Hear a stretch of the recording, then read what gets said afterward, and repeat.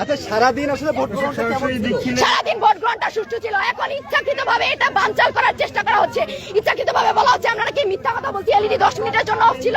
এটা ছিল তার আসার আগে নাকি এলইডি অন হবে, অথচ এই এলইডি 4টা থেকে বন্ধ ছিল, 5টা 1 মিনিটে ওপেন হয়েছে। তখন একটা প্রার্থীও কেউ কোনো কথা বলে নাই। আমরা কয়েকজন মিলে এলইডি চালু করার জন্য আচ্ছা, পুরো ঘটনাটা আমি বলি। সেটা হচ্ছে যে আপনারা জানেন ইউলেবে শামসুন্নাহার হলে ভোট গ্রহণ চলছে, মানে ভোট গ্রহণ চলছিল আর কি, এখন ভোট গণনা চলছে।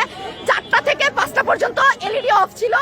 এলইডি অন করার ব্যাপারে আমরা সবচেয়ে বেশি সোচ্চার ছিলাম এবং প্রশাসনকে আমরা চাপ প্রয়োগ করেছিলাম যাতে তারা এলইডি অন করে। 5টা 1 মিনিটে প্রশাসন এলইডি অন করেছে।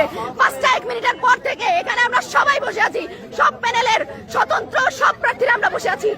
5টা 1 মিনিটের পর থেকে 7টা 47 পর্যন্ত কোনো এলইডি অফ হয় নাই। 7টা 47 মিনিটে আবিদুল ইসলাম খান ভাই এখানে আসলেন। উনি যেই মুহূর্তে পা রাখলেন ঠিক সেই মুহূর্তে 7টা 47 এলইডিটা অফ হয়ে গিয়েছে এবং 7টা 48 মিনিটে আবার সেই এলইডিটা অন হয়ে গিয়েছে। আমি লাইভে ছিলাম, আপনারা দেখেছেন। এবং আসার পরে মানে আমার সামনে হঠাৎ করে অনেকগুলো ক্যামেরা চলে আসলো। অনেক সাংবাদিকরা বলতেছে যে ওনারা আমাকে জিজ্ঞেস করছেন যে ব্যাপারটা কি হয়েছে। আমি বলছি ভাই এই যে 1 মিনিটের জন্য এলইডি বন্ধ ছিল, এখন এলইডি অন হয়েছে।